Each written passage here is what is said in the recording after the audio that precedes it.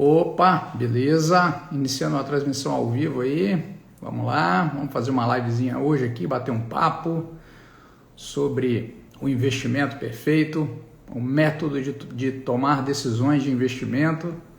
Esperando aqui nossos convidados para poder adicionar vocês aqui. Cadê os nossos convidados?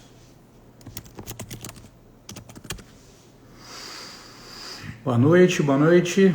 Boa noite, pessoal. Boa noite a todos. Beleza, maravilha. Sejam todos bem-vindos. Muito legal. Todo mundo aí, pessoal, sejam bem-vindos. Boa noite. Opa. Esperando aqui só a solicitação dos nossos... Opa. Sim. Estamos aceitando aqui nossos convidados, nossas convidadas. Cadê? Aceitar. Opa, maravilha. Agora sim, beleza. E aí, boa noite. Boa noite. Tudo bem com vocês? Tudo jóia. Tudo jóia. Maravilha, legal, hein? Que legal fazer essa live com as senhoritas. Estamos felizes. Estamos felizes, né? Obrigada aí pelo convite. O prazer é meu. Na verdade, para quem não sabe, essas duas senhoritas aí fazem o perfil Workout Financeiro, que fala de finanças também, muito focado em comportamento. E como o pessoal sabe, a gente fala muito sobre comportamento, que na verdade o comportamento acaba sendo o principal fator, né, que a gente precisa observar na tomada de decisão, de finanças como um todo, inclusive de investimentos. Então, o comportamento afeta muito a nossa tomada de decisão e é o assunto talvez mais fundamental do que até mesmo a técnica financeira, né? Que é aquela coisa de saber como investir, saber o que fazer, como que economiza 10 centavos no ovo do mercado, no cafezinho. Então, muito mais importante que isso é ter um bom comportamento. Então, a Jaque e a Dani, que fazem o perfil do Workout Financeiro. A Dani é minha irmã, portanto, eu conheço ela há muito tempo. E a Jaque, nossa amiga também, já de longa data, aí, mais de 20 anos. Então, é um prazer bater esse papo com vocês aí sobre esse tema, né, nosso aí de investimento perfeito, de método de tomar decisão. E eu vi que vocês colocaram muita coisa aí no perfil de vocês, do livro, hein? Que maravilha! Colocamos. Essa semana a gente aproveitou que ia ter a live agora e começamos a colocar alguns posts sobre a parte do diagrama, da montagem de carteiras, né? Uhum. E Dé, queria começar falando, ilustrando aí, uma situação que eu passei esses dias, tá? E que eu acho que, assim, foi logo que o livro tinha chegado, eu falei, gente, incrível. Veja bem, estava na cafeteria, estava tomando café numa cafeteria e estou ouvindo uma mesa do lado falando de finanças, de investimentos. Umas meninas ali falando de investimentos e, claro, né, parece que atrai, a gente já fica meio ouvindo, assim. E uma das meninas estava contando que começou a investir, né, para as amigas, e elas não sabiam muito de investimentos e tal. E ela me solta a seguinte frase: ai, gente, olha, é chato, eu não gosto. Sabe o que eu queria? Eu queria chegar pro cara lá da corretora que está me assessorando e falar assim: meu filho, eu quero comprar um carro daqui a 1 ano, eu quero viajar daqui a 2. Me fala o que eu tenho que fazer que vai atender isso aí. Eu olhei para o lado e falei assim, não acredito. Não acredito que na falta de conhecimento técnico dela, ela solta uma pérola dessa. Que muita gente que estuda e muito não chega nesse ponto, né? Aí eu falei, não, vamos abrir o assunto com isso aí, com o André, porque eu acho que tem muito a ver com o livro, né? O que foi colocado no livro. Exatamente. Sem dúvida. Pois é, na verdade, isso assim também acontece de vez em quando comigo, de sentar na cafeteria e ouvir o pessoal falando sobre essas coisas, né? A última que eu me lembro, eu estava até aí em Vila Velha, num café, e só que alguém estava explicando a alguém a como fazer investimento em opções binárias, né? Que é aquela maneira de você perder todo o dinheiro muito rápido. Então, então eu me lembrei por causa disso aí. Mas, sem dúvida, esse é um grande desafio para as pessoas que querem investir, né? Porque o que acontece? A gente vê tanta informação, e fica muito difícil de uma pessoa... Que aí eu vou chamar um investidor médio. O que seria investidor médio? É aquele cara que não é um profissional de mercado, né? É uma pessoa que é a maior parte das pessoas que estão lá cuidando da vida delas, não querem saber muito, elas têm os anseios que elas querem realizar, os objetivos na vida, e elas querem simplesmente saber o que fazer para alcançar esses objetivos. Então, às vezes, a gente mergulha muito dentro do aprendizado de finanças, de investimentos, que é acompanhar tudo que sai no noticiário financeiro, tudo que sai na política, na economia, tudo. E a coisa vai ficando cada vez mais difícil porque a gente vai sendo soterrado por esse monte de informação. E, na verdade, na minha visão, assim, 95% da informação que vem é inútil, que é ruído. 5% é útil.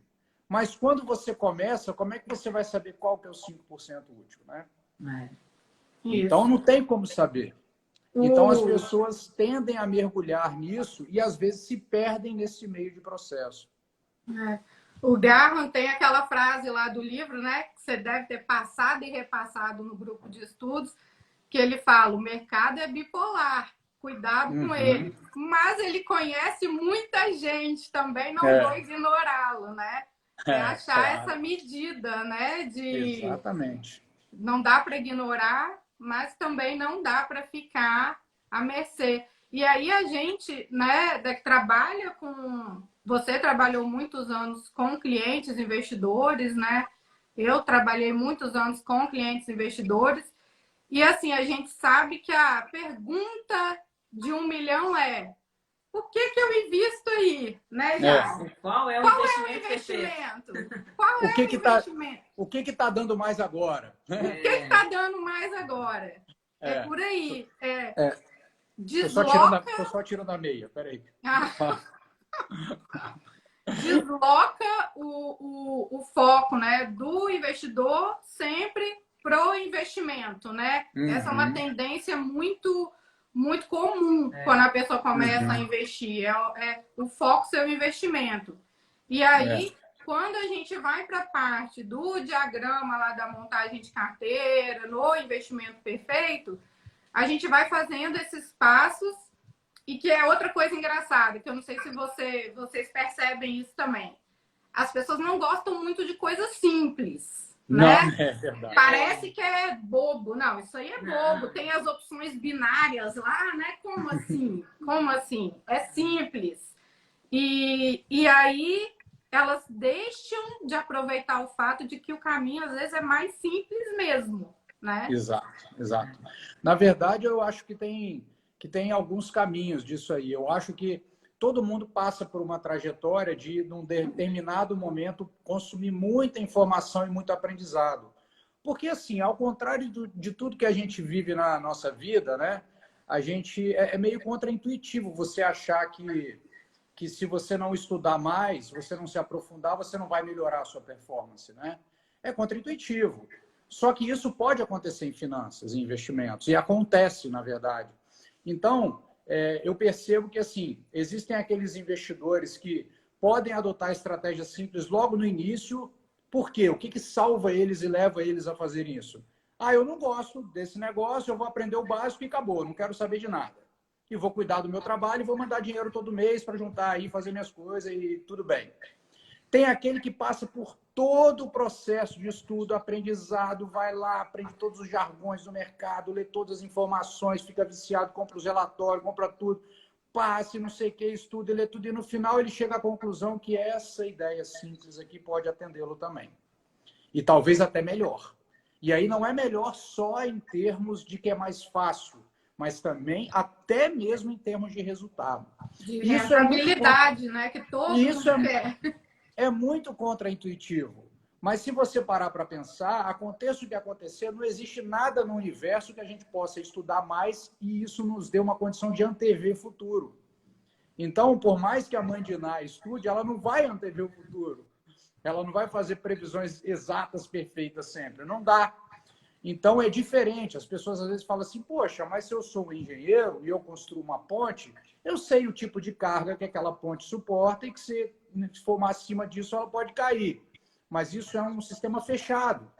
Não tem infinitas variáveis que somos nós, 8 bilhões de pessoas interagindo a cada minuto e movimentando a economia. Então, é imprevisível mesmo. Então, eu acho que a grande coisa que a gente tem que perceber é que, assim, diante da incerteza, que é um fato, como eu invisto? Então, não é aquela coisa de achar que eu vou adivinhar o que vai render mais. É o contrário, é sabendo que será impossível para mim adivinhar, só se for por sorte. Partindo dessa premissa, né? Partindo dessa premissa, que é inviável, é impossível saber, então como eu tomo decisões? Então aí a gente começa a falar muito da ideia de ter um método, né? Porque senão, toda vez que a gente vai tomar decisão, a gente tem um monte de vieses, um monte de falhas cognitivas que vão nos atrapalhar no processo de decisão e tem um material amplo de economia comportamental aí, nas últimas 4 décadas sendo produzido, desde a década de 70. Então, o grande lance que você mencionou, o diagrama, eu acho que tem que ser assim. Acho muito saudável que o investidor aprenda tudo no mercado, tem que se informar, até para aprender as coisas, os jargões e tudo, mas tem que chegar uma hora que você se dedique e depois você começa a ter métodos para tomar, porque você não pode se aprofundar nisso a vida toda. Afinal de contas, se você é um dentista, digamos, você tem que continuar evoluindo na sua profissão. Não é ficar aqui achando que você vai... Não, porque o mercado financeiro é onde a gente guarda o dinheiro que a gente ganhou. Não é o lugar que a gente vai fazer o dinheiro. Fazer o dinheiro é no trabalho, na profissão e tal. Então, a ideia de ter um método é justamente a gente não ficar perdendo tempo com essa... Parece uma oscilações. Nuvem. Oscilações e enxurrada de informações que aparece que a gente não consegue processar. É impossível processar as informações que chegam a cada minuto. Não é verdade? E o que eu acho que acontece também é que muitas vezes as pessoas elas mudam, as informações vão mudando e as técnicas vão mudando, as estratégias vão mudando e de tanta informação, de tanta técnica, de tanta jeito de fazer, acaba que não faz de nenhuma maneira correta, né? Não segue uma linha de raciocínio. Nem que a linha não fosse a mais correta, mas acaba que o pior de tudo é você mudar as linhas de raciocínio no decorrer da vida, né? Dos investimentos. Aí você vai perdendo em tudo normalmente. Perfeito, porque aí você não tem um racional de decisão. Você está decidindo conforme o vento. Né? Então você... tá soprando para lá, então vamos para lá. Aí vem uma outra notícia. Agora é para lá. Quer dizer, e nesse processo você joga dinheiro fora, com custo operacional. E normalmente esse vento sopra na hora que já está lá em cima e está na fase de cair. Assim tem isso. Normalmente a gente, todo mundo, só vai perceber depois. Né? Então, quando a gente fala em investir, a gente está pensando em futuro. E aí a gente olha o passado com a ideia de que uma coisa não tem nada a ver. Tem nada a ver, né? Então, sem dúvida nenhuma, isso que você comentou, Jaque, faz todo sentido. As pessoas não tendo um norte, uma maneira única de se posicionar, quando eu digo uma maneira única, não é não ter flexibilidade, não é coisa, mas ter uma espinha dorsal de tomada de decisão. Então, por exemplo, e a decisão pode ser diferente, mas o método de tomar a decisão você tem que trabalhar. E aí cada um tem o método que eu coloco no livro, que é a minha proposição, mas também cada pessoa pode refinar isso de acordo com aquilo que entende que vale para si. O importante é ter um método, ter uma premissa. Eu acho que isso ajuda demais na tomada de decisão. Com certeza. E interessante que a gente até postou um dia aí falando que é um paradoxo, né? Porque assim... o trabalho que enriquece. Mas o trabalho sozinho também não enriquece. Porque a gente ouve a vida toda falar daquela pessoa que sempre conseguiu retornos muito bons e tal, mas não sabia o que fazer. Seja a forma que for, nunca buscar o investimento deu certo. Nunca. Por exemplo, Jaque é engenheiro, você deu aí o exemplo dos engenheiros ali, aquela coisa correta e tal. Investe há vários anos, hoje tirou ano sabático, saiu, hoje não trabalha. Claro, agora trabalhamos no workout, não trabalha da forma que trabalhava, com a engenharia, com aquela coisa. Pergunta se foi descobrindo o melhor investimento ou se foi tendo ali disciplina em aporte, fazendo coisas que faziam sentido com o que você queria ou não, né? Então, o trabalho, claro que trabalha, mas eu digo assim, não depende de estar ali com um emprego, com uma CLT, ela montou, organizou a vida dela financeiramente e não foi descobrindo. Você descobriu algum grande investimento? Não, eu sempre falo para todo mundo, né, que ter disciplina financeira é extremamente importante para você poder escolher na frente, né, algumas coisas na sua vida. Igual eu estou podendo escolher hoje não trabalhar mais com engenharia e ter um outro foco de vida, mudar. Fazer uma transição. Tô fazendo uma transição de carreira, literalmente. E foi por conta de escolhas que eu fiz há 10 anos atrás, ou 15 anos atrás, que eu tenho um perfil de sempre gastar menos do que ganho. E isso é minha vida inteira. Desde o meu primeiro dia que eu trabalhei, isso é uma regra na minha vida. E eu nunca vacilei. Então, é uma construção. Frutos, né? É hora de uma construção. É uma construção. Esse exemplo é muito legal porque, assim, juntando o que vocês estão falando. Porque, por exemplo, a gente ganha grana no trabalho, como você colocou bem, Dani, é verdade. Aí é o seguinte, essa é a primeira parte. Aí o que eu faço com isso? Que aí entra o que a Jaque falou. O que eu faço com a grana que eu ganho para sobreviver? Eu posso gastar tudo. Ou eu posso não gastar tudo e me planejar. Também eu não preciso viver uma vida de restrições. Então, eu tenho que ter o balanço entre o presente e o futuro, porque se por algum motivo o futuro não chegar, também, pelo amor de Deus, a gente não está aqui só para poder, né? E se o presente também, a gente não focar tudo no presente, não tem futuro, porque aí não junta nada, não planeja nada, não vai fazer transição de carreira nunca, né? Porque aí não dá. Aí você fica dependente da grana. Nunca vai ter escolhas, né? Nunca vai poder escolher. Exatamente. Então, isso aí eu acho legal, porque assim, e, inclusive, tem muitos exemplos de pessoas com rendas menores que conseguem caminhar financeiramente e pessoas de renda muito elevada que ficam pelo caminho com alto nível de endividamento. A Dani sabe muito bem disso aí na experiência profissional dela, né? Então, assim, isso aí a gente vê. E legal que aquele livrinho, A Psicologia Financeira, do Morgan Housel, que foi o último que a gente fez do grupo de estudo comportamental, ele conta a história do Ronald Reed, que era um cara, se não me engano, ele era gari, alguma coisa assim. E depois que ele morreu, que foram ver lá, ele tinha alguns milhões de dólares que ele guardou ao longo de toda a vida.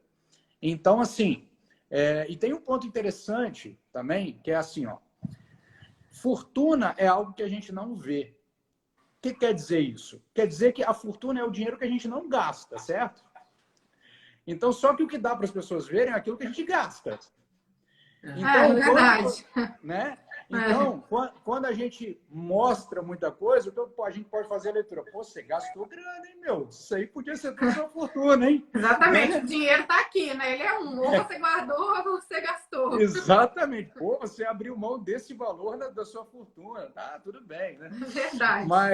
Mas é uma maneira também da gente olhar e entender que aquilo que está aparecendo ali, que é aparente, não é necessariamente aquilo que a gente imagina que seja. Então, isso eu acho legal, porque no aspecto comportamental e no aspecto que vai nos guiar, a gente olhar para a gente, olhar futuro, olhar o que a gente quer da nossa vida, vai nos ajudar, talvez, muito mais a escolher bons investimentos, talvez não, com toda certeza, do que ficar tentando adivinhar para onde vai a taxa de juros, a inflação e a bolsa e não sei o que, não sei o que, não sei o que.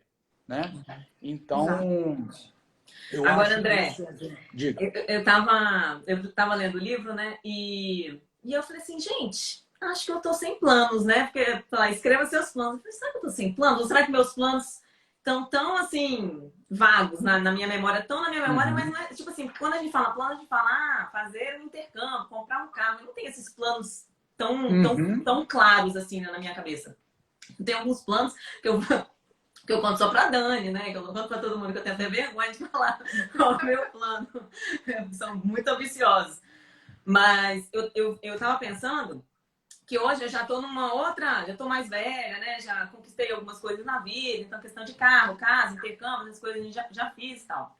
Que são coisas mais palpáveis, né? Da gente colocar como um plano ali, né? No curto e no médio prazo, tô falando, né? Perfeito. Porque na minha cabeça hoje meus planos são todos de longo prazo, praticamente, né? Mas eu tava pensando que se eu tivesse o conhecimento, por exemplo, do que está nesse livro de curto, médio e longo prazo lá atrás, quando eu comecei a trabalhar com meus 20 anos, com certeza a trajetória teria sido diferente e teria sido muito melhor, porque não tinha essa ideia.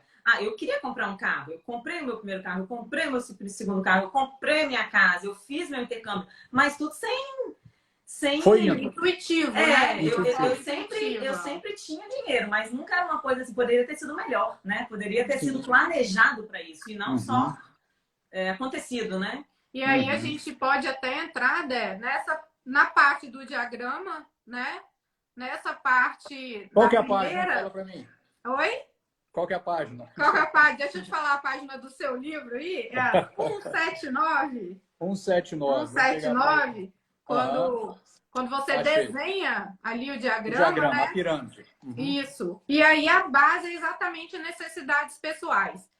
E uma das situações que as pessoas acham que é simples demais é porque elas acham assim, todo mundo quer as mesmas coisas, todo mundo quer um carro, um apartamento. Mas assim, é totalmente diferente. Uma pessoa que se depara com isso aqui e está iniciando a vida, ela não tem nada e tudo que ela conquista ainda vai oferecer conquistas para ela que ela não tem ainda, né? Perfeito. Ela ainda precisa sanar a necessidade de um carro, de uma casa, de tudo, né? E é uma pessoa que se depara com isso numa outra fase, né? Perfeitamente. Perfeitamente.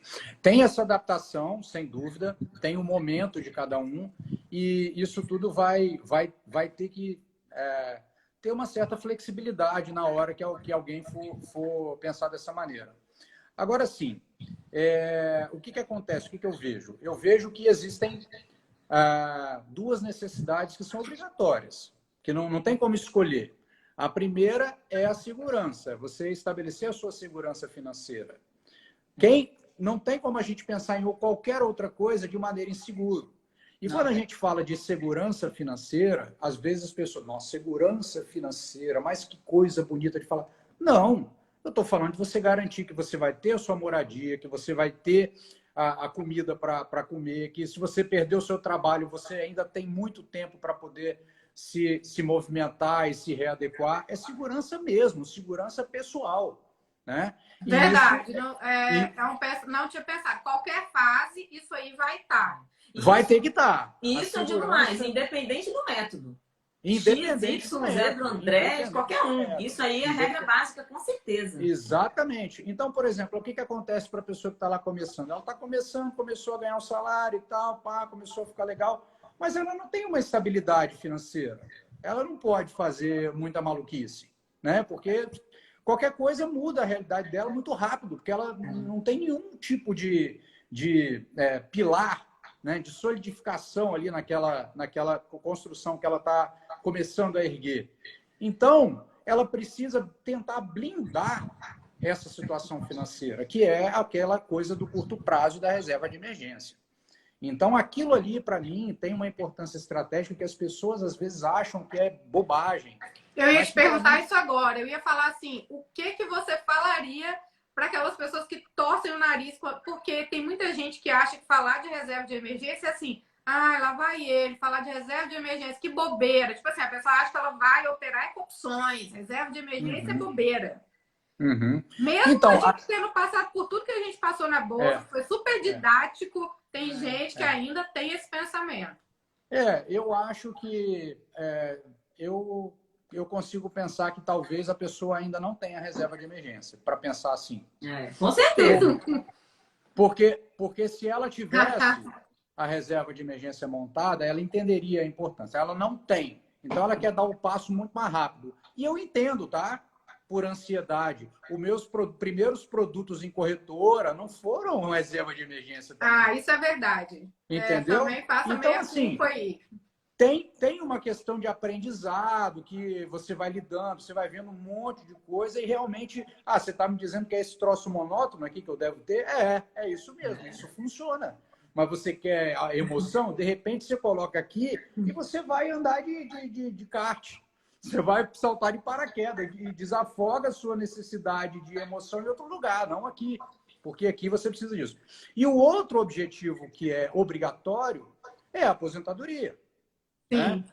Porque, assim, vamos pensar aqui, a gente tem vamos supor que uma pessoa tenha um nível de vida, e ela pega hoje e fala assim, bom, de hoje até o final da minha vida, faz de conta que nem tem inflação, só para simplificar, eu vou gastar tanto até 90 anos, digamos, acho que aí eu vou morrer, beleza. Então, eu vou gastar isso aqui tudo. Bom, eu vou ficar coberto, entanto, por uma aposentadoria do INSS, por exemplo. Vai faltar um pedaço. Então, esse pedaço eu preciso resolver, e é obrigatório, porque ele não é uma coisa que eu estou formando. Não, eu tô antecipando um custo que eu vou ter lá. Esse custo vai existir. Se eu não colocar isso aqui lá na frente para resolver rápido, o que vai acontecer é que vai chegar lá e eu vou ter perda de qualidade de vida. E aí eu vou ter um problema. E aí não tenho tempo mais para recuperar. E aí a gente volta nas pegadinhas da mente mais uma vez, né? Que aí, em toda essa galera aí de economia comportamental, ele já tem mapeado a história de que quando você guarda dinheiro para aposentadoria, a sensação é que se você estivesse dando dinheiro para outra pessoa, o seu cérebro libera as mesmas sensações. Mais uma vez, a nossa mente sempre fazendo um jogo com a gente, né? Sem dúvida, sem dúvida. E aí... André, uma coisa que eu observo, duas coisas, na verdade, sobre esses dois temas que vocês estavam falando. O primeiro é aquela pessoa que, reserva de emergência, eu quero uma coisa mais arriscada, não sei o quê. Aí quando a gente faz uma conta, assim, de 6 a 12 meses, para a pessoa ter um planejamento, às vezes esse valor é tão alto que para ela chegar nesse valor vai demorar tanto que ela desiste. E aí Verdade. Que mora o perigo, porque ela já quer ir para um caminho, muitas vezes, que tá difícil para ela fazer a reserva de emergência. Perfeito. E outra coisa... A aposentadoria. A aposentadoria...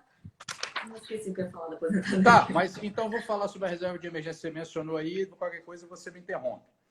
Eu acho assim, que essa história que às vezes fica realmente longe para a pessoa que está ali, mas isso, na verdade, deveria gerar o seguinte insight. O primeiro é o seguinte, bom, será que eu não tenho, ao invés de ficar tentando escolher qual investimento é melhor para os meus R$100 que eu consigo poupar, será que não é melhor eu me dedicar ao meu trabalho ou ver se eu tenho oportunidade nas minhas finanças pessoais para aumentar esse aporte? Então, se está muito longe para eu formar a reserva de emergência, então isso me mostra que eu tenho oportunidade no meu orçamento ou que o meu foco não deve ser o mercado financeiro, mas sim a minha formação profissional. Esse é um ponto. Então, eu falo, olha, tá vendo? Aqui é simples, está resolvido. Agora vai correr atrás do outro lado, que é o que vai gerar a grana que a gente precisa para montar isso aqui mais rápido. Então, isso eu acho que acaba servindo como isso. E o outro ponto que é importantíssimo também é que sem reserva de emergência, você simplesmente não consegue ser um investidor mais agressivo ou de longo prazo. Porque a reserva de emergência, se a gente olhar, desde o Graham, ele fala disso. Ele fala, aqui eu estou falando do investimento em ações, do investidor inteligente, que a primeira edição foi em 1949. Agora, eu não estou falando de todo o capital. Eu acho que para entrar nesse mundo aqui, você tem que ter primeiro 12 meses separado, que ele chama de caixa, mas ele quer dizer renda fixa. Né? Então, ele fala isso. Todos que vão entrando na alocação vão falar isso. Porque se a reserva de emergência ela não é uma segurança financeira para mim, na segurança básica, que a gente bateu esse papo agora há pouco, mas ela também é uma segurança para que eu não destrua o meu investimento de risco e de longo prazo. Porque na hora que acontece uma situação do Covid e que teve a queda da Bolsa de 50% em março do ano passado, se eu não tenho reserva de emergência e eu tinha 100 mil, agora eu vou sacar 50. Exatamente. Ô, Dé, eu achei que as pessoas eu achei que ia ser mais didático. O Jaci até botou aí, ó, os investidores são muito ansiosos. Eu achei que ia ser mais didático. 1 ano e meio depois, eu continuo vendo os mesmos erros, as mesmas ansiedades. É incrível, né? Mas assim, na verdade, o que a gente vê isso, Dani, mas a minha percepção é que são novas pessoas entrando, entendeu? Sim. No processo. Porque, por exemplo, quando eu converso isso com os meus alunos, foi naquele período lá, e a gente tem o grupo de estudos que começou... começou já depois do Covid, mas a gente teve essas trocas de informação. Passaram assim, por isso juntos, praticamente. Ninguém ficou desesperado. Então, assim, tem uma coisa que é esse aspecto, o outro que é o aspecto da falta de compreensão de cada produto. Por isso que nessa primeira parte do livro, eu coloquei as características dos produtos. Porque eu pensei assim, às vezes eu vou falar de alocação e o cara não tem o conhecimento básico de um produto. Sim. Então, não vai adiantar. Então, ele precisa ter... Essa divisão é muito boa. Desde que eu vi o livro a primeira vez, eu imagino ele assim, 2 livros. A pessoa tem aquela primeira parte em casa, que é consulta, isso aqui é o que mesmo? Vai ali, consulta o que é.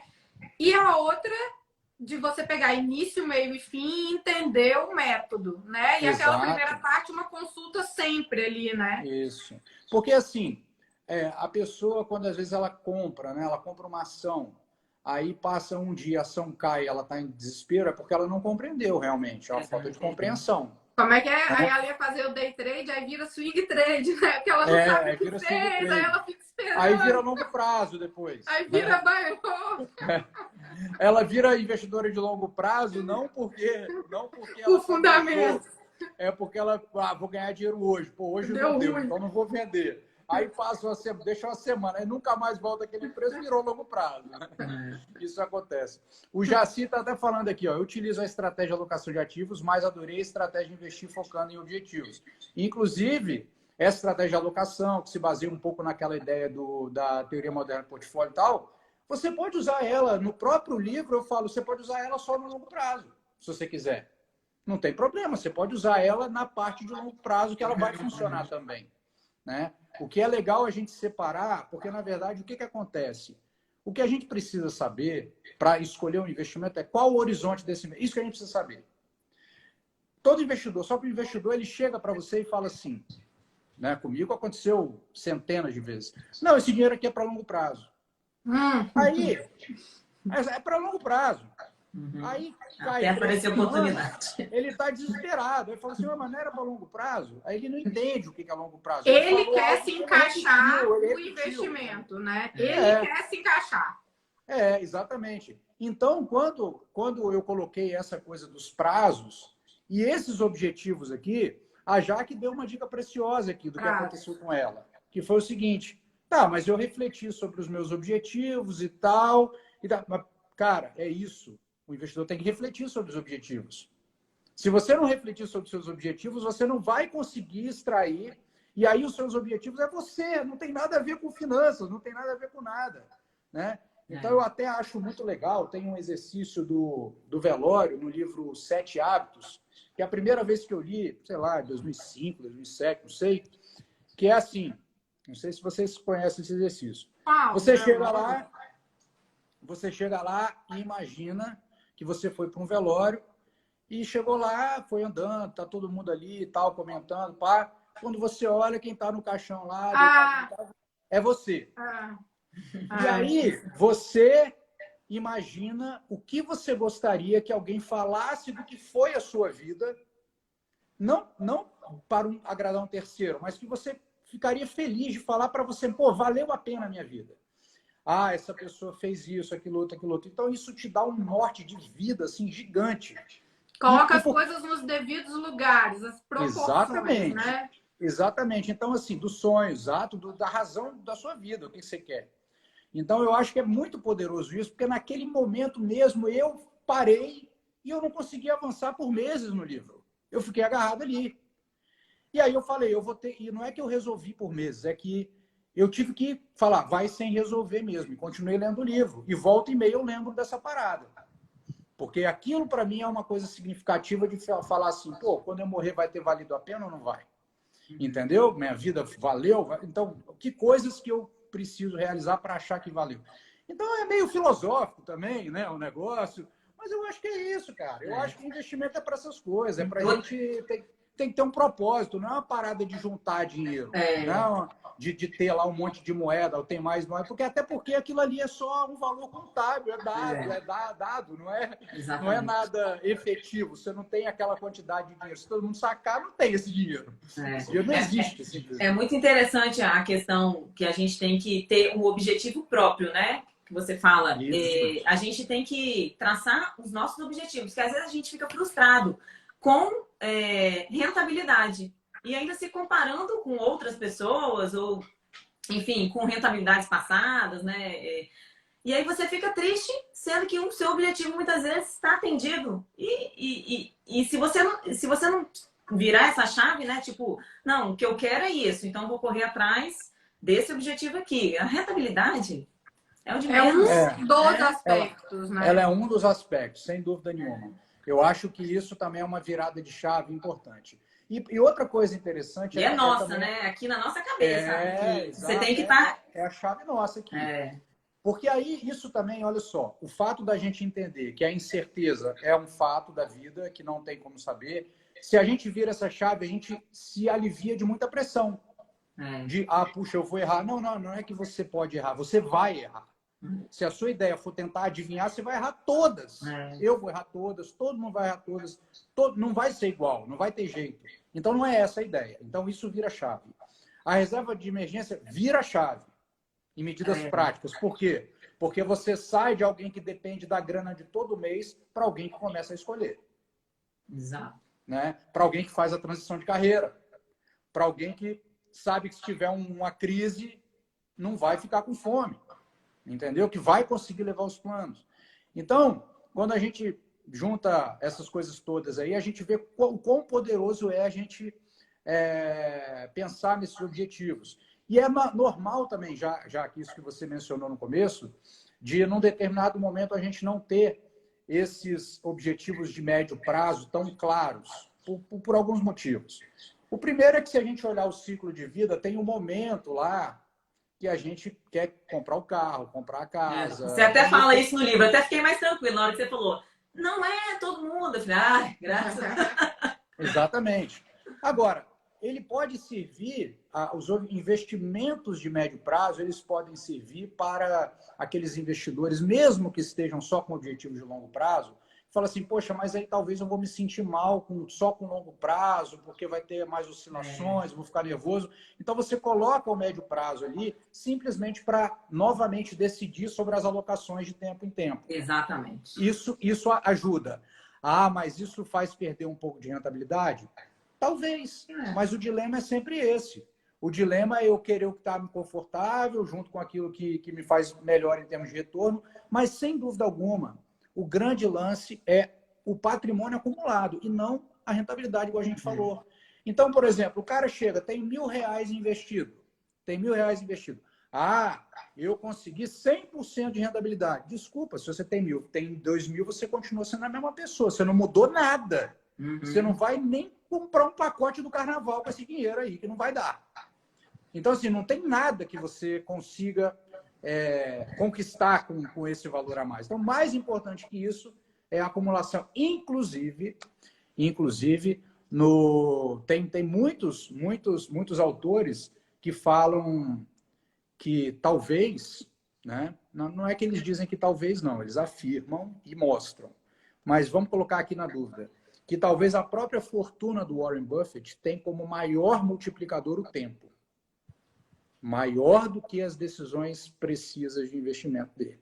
Mas o tempo que ele faz isso há décadas. Ele comprou a primeira ação quando ele era um adolescente.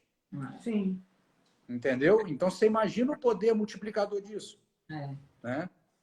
E aí, na questão dos prazos aqui, outra coisa que você quantificar esses prazos é uma coisa que ninguém bota na conta. Você tá lá, fez seu investimento A, B, C, tá feliz. Você falou assim, ou precisou... Cada coisa... Então, dá um remédio premiado aí, premiado. Então, se a gente tem isso em mente, que cada investimento tem uma finalidade, basta que a gente tente utilizá-los para a finalidade a que eles se destinam. E acabou, não tem ansiedade de novo, não vai dar errado, não tem como dar errado. A gente fez um e-book, né, Dé, que a gente colocou como 4 aspectos principais. Inclusive está na link da bio de vocês, né? Isso. E aí a gente cita um exemplo na parte de prazos e tudo mais, porque às vezes as pessoas não entendem, elas não conseguem enxergar, né? Não fica palpável. E lá a gente coloca o exemplo de 2 pessoas, né? O João e o José, que foram lá e compraram, ganharam um dinheiro, foram numa instituição e fizeram uma previdência privada. José teve o melhor investimento da vida dele. João, que fez a mesma previdência, teve o pior investimento da vida dele. Exato. A tributação de dos dois era regressiva. Um só sacou daqui a 10 anos, o outro precisou daí a 2 anos. Tinha um fundo da Previdência que tinha oscilação e ele não queria, o outro não, foi um fundo de renda fixa. Então, assim, era o mesmo produto. Mas o tempo foi... tiveram experiências diferentes, porque o foco foi o produto e não o que eles iam precisar efetivamente para eles. E não apenas a necessidade, como o comportamento também, mesmo que os dois pudessem esperar. Que tem aquela história do fundo do Peter Lynch que eu mencionei aqui no livro. Que um fundo que teve de 1977 a 1990, 29,2% de rentabilidade média anual. O Magellan, né? Mas que quando a Morningstar fez o levantamento, a maior parte dos investidores que investiram nele perderam dinheiro. Ou seja, encontraram o investimento perfeito e mesmo assim não souberam aproveitar. Por quê? Passava um ano, o fundo subia, o fundo caía, aí todo mundo tirava. Aí passava um ano, o fundo estava subindo, agora é a hora boa. Aí fazia tudo ao contrário. Ao passo que ficar era a melhor decisão, ia capturar todo o resultado. Então, essas coisas atrapalham demais. A emoção, mais uma vez, né? A emoção, mais uma vez. E aí, subindo ali no diagrama, você passa ali por necessidade pessoal, prazo... E montante. Depois de identificar prazo, necessidade, verificar o que a pessoa efetivamente tem hoje, fazer esse balanço, né? Também as pessoas não param para fazer o balanço, né? Deixa eu fechar minha lojinha aqui, ver o que eu tenho, o que eu não tenho, como é que tá, como é que não tá. Sim. Não, e também o seguinte... eu tenho aqui os objetivos de longo prazo. Eu tenho aqui, eu quero conquistar o mundo em 5 anos. Eu quero não sei o quê, eu quero não sei o quê. Todo ano eu e a Jaque a gente fala, emagrecer e conquistar o mundo. Mulher, explique o cérebro. Mas o que acontece é o seguinte, que numa dessa, aí o cara vai olhar e falar, pô, mas eu não tenho nem uma reserva de emergência. Então isso não importa. O que importa é que o montante pode te dizer o que você vai fazer. Então, eu sei o objetivo, sei prazo, sei tudo, mas o meu montante, às vezes, não me permite neste momento. Então, ele vai afunilando para me dizer o seguinte, o que é possível, né? Entendi seus objetivos, entendi que você tem os prazos, mas agora o que é possível para o seu momento particular? A pessoa não se frustrar também, né? Às vezes ela faz um plano mirabolante. Isso, claro. Nem com 100% da economia mensal, ela vai conseguir chegar fácil, né? A ideia do livro é dar certo para o cara. Então, assim, tudo que eu pude tirar ali do que eu percebo que são esses quebra-molas que a gente enfrenta aí na decisão, eu tentei tirar. Então, tipo assim, com a maior sobriedade possível. É lógico que seria muito mais sedutor ter um livro assim, ó, o investimento perfeito, aprenda a descobrir um investimento que vai render mais que todos nos próximos 20 anos. Seria melhor financeiramente em termos comerciais. Mas isso não tem longevidade. Seria mais um aí que fica aí dando falsas expectativas, que isso já é o que já acontece mesmo. Então, a gente tem que levar para um outro caminho, né? Não, e é incrível como a mente gosta, né? Porque, assim, uma simples análise mais voltada para a razão, é só a pessoa pensar, cara, existem 1000 gestores, cada um toma uma opinião, os caras fazem isso todo dia. Se existisse, todo mundo faria a mesma coisa, ia para o mesmo caminho. Né? Não ia cada um para um lado. Isso é uma prova de que não existe, né? Vários especialistas irem cada um para um caminho é porque não existe. Isso, investidores profissionais. Exatamente, vivem disso. Exatamente. E aí você passa para o perfil de risco. Perfil de risco é controverso, hein? Por que você acha? Eu não acho, não. Porque tem muita gente que fica focado demais no perfil. Né? Sim. Eu acho assim, que existe aquele perfil de risco que a gente faz quando a gente abre uma conta numa plataforma de investimento, no banco e tal, que é obrigatório, aquilo é regulamentação. Sim, sim. Né? Então tem que fazer porque a instituição é obrigada a dizer, meu querido, pelo que você está dizendo aí, esses aqui vão te queimar, hein? Você vai se sentir mal. Então eu estou te avisando, é uma maneira dela te dizer isso aí. Ok. Agora, a questão do perfil é que a gente não precisa olhar essa análise que a gente faz como algo determinista. Aquilo ali é uma ideia. E tem um ajuste fino. Então, vamos pensar assim, o perfil conservador é isso aqui, ó. Ele não é isso aqui, ele é isso aqui. E aqui dentro eu vou me ajustando conforme o meu sentimento. O perfil moderado é isso aqui. E aqui dentro eu vou me ajustando conforme... E o agressivo é assim, e assim eu também vou me ajustando. Só que é importante... rapidinho, só vão dar uma informação aí também para o pessoal, que assim, ok, a Ambima delimita ali o esqueleto dos perfis, mas não achem que as instituições, quando você faz um questionáriozinho de perfil numa instituição, que ela não tem o questionário dela, né? Sim, cada muitas instituição vezes tem pode dar diferente do de outra. Exatamente. Então tem instituição que às vezes vender tal produto e aí magicamente os perfis começam a dar mais agressivo. Isso acontece. Era nesse ponto que você estava falando da questão mais polêmica, era isso? De você fazer em um lugar, fazer em outro. Na verdade, se você pegar várias instituições e fizer o teste de perfil no site dela, você vai ver que às vezes não é você que é conservador moderado, é a instituição. Exatamente. Você vai dar as mesmas respostas parecidas e você vai ter perfil diferente, então não é você que é o avaliado, né? Isso acontece. Exatamente. Isso é importante lembrar também. Mas entrando no aspecto, por isso também que a gente não precisa levar ferro e fogo. A gente olha como um alerta e acabou. E é isso que tem que ser. Quando a gente divide os investimentos em curto e médio prazo, naturalmente a gente já está fazendo uma distribuição de risco. Não é verdade? Exato. Se eu tenho a reserva de emergência, se eu tenho médio prazo, o que eu vou expor lá no longo prazo é mais residual da minha carteira. Né? Depois que eu começo a resolver mais as coisas de médio prazo, associadas a estilo de vida e tudo, eu passo a ter mais longo prazo, maravilha, eu vou ter mais risco, mas aí eu já passei por grande parte daquilo que eu precisava de maneira mais comprometida a realizar ali, com um pouco mais de previsibilidade. Então, ele acaba ajudando também. Mas ele vai te ajudar a saber o seguinte, pô, beleza, nesse longo prazo aqui, eu vou ser o longo prazo que vai ter títulos do Tesouro de longo prazo ou vai ter ações? Ou vai ter fundo imobiliário ou vai ter ações? Ou vai ter todos, mas numa proporção diferente.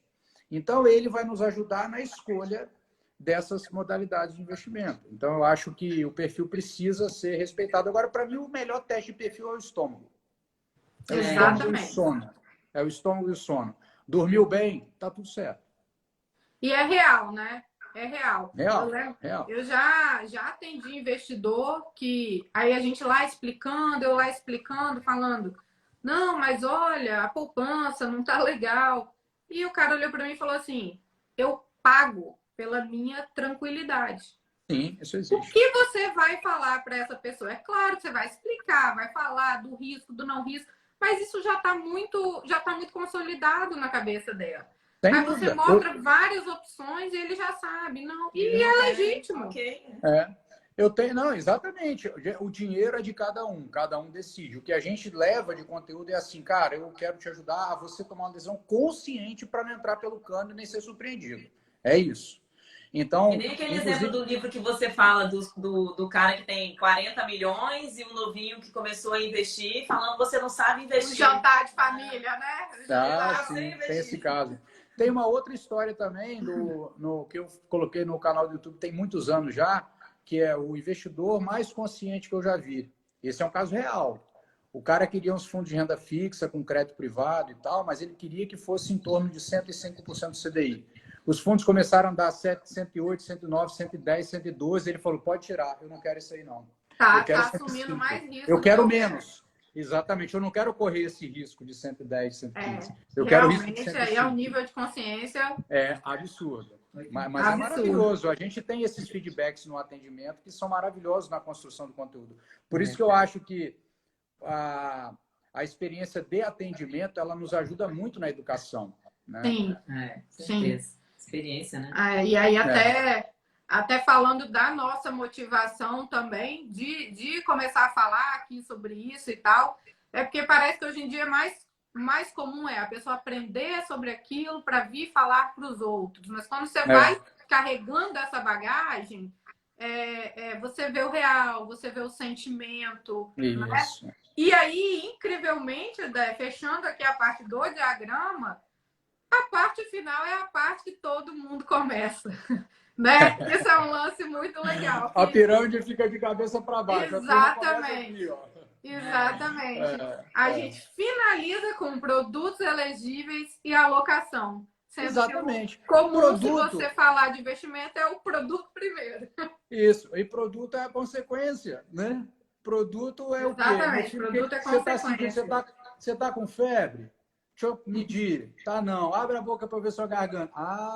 Então o produto é esse. É assim que funciona. Esse exemplo da farmácia é muito bom, né? É muito fácil, é muito didático, mas é isso aí. Então, assim, a alocação, a decisão de onde vai ser é um último processo que vem depois de uma reflexão pessoal. Não tem outro jeito. Porque senão, então é uma carteira só para todo mundo no mundo inteiro e ela que é melhor. Não tem cabimento. É um produto só, é uma carteira só. Né? E o mais incrível, é simples. É fácil. Um leigo consegue ler esse livro e tomar suas próprias conclusões e entender como que funciona. Uma pessoa que nunca investiu, né? Só que às vezes ele vai achar que é fácil demais, talvez, né? Não, deve ter segredo. Talvez ele vai ter que passar por aquela trajetória toda para falar, não é que aquele maluco estava certo. Pode acontecer, eu sei que pode acontecer. Porque aquela história, talvez um dos maiores desafios seja esse mesmo, né? Em quem está aí, quem pensa em educação financeira e tal, não ensinar tanto sobre investimento, por isso que a gente acredita tanto na parte comportamental mesmo, né? Mais do que até a parte técnica do investimento. Sem dúvida.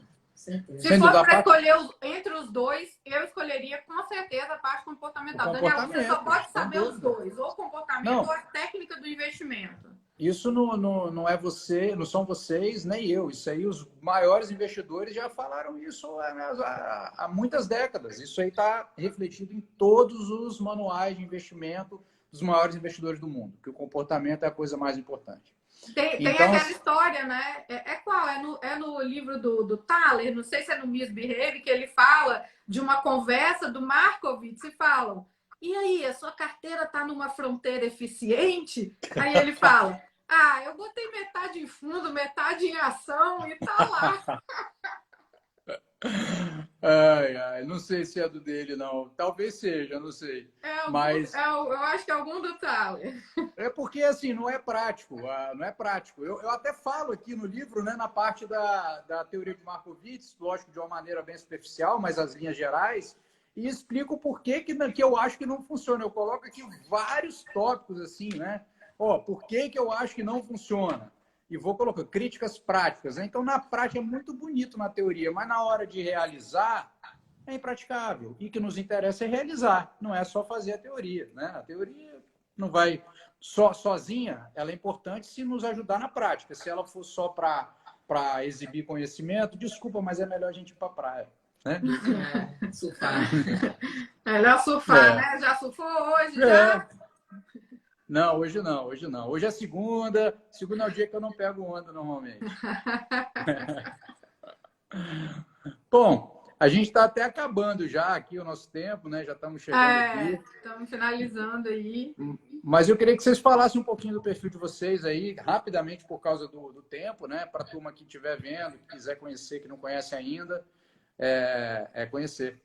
Fiquem à vontade. Aí, a gente tem tratado muito lá da parte de educação financeira, da parte de investimentos, com ênfase na parte comportamental, né? Mostrando vários vieses de comportamento e colocando o que a gente acredita também da parte de investimento pessoal, que é você primeiro fazer o seu diagnóstico, você olhar para você e depois entender os investimentos, né? Claro que a gente aí, né? Você, meu irmão, a gente está aí sempre junto, a gente tem uma visão muito alinhada, né? Disso, porque a gente sempre troca, há muitos anos a gente troca sobre o tema e ser mais um disseminador aí dessa parte boa, né? E não só do oba-oba aí dos investimentos, né, Jaque? Exatamente.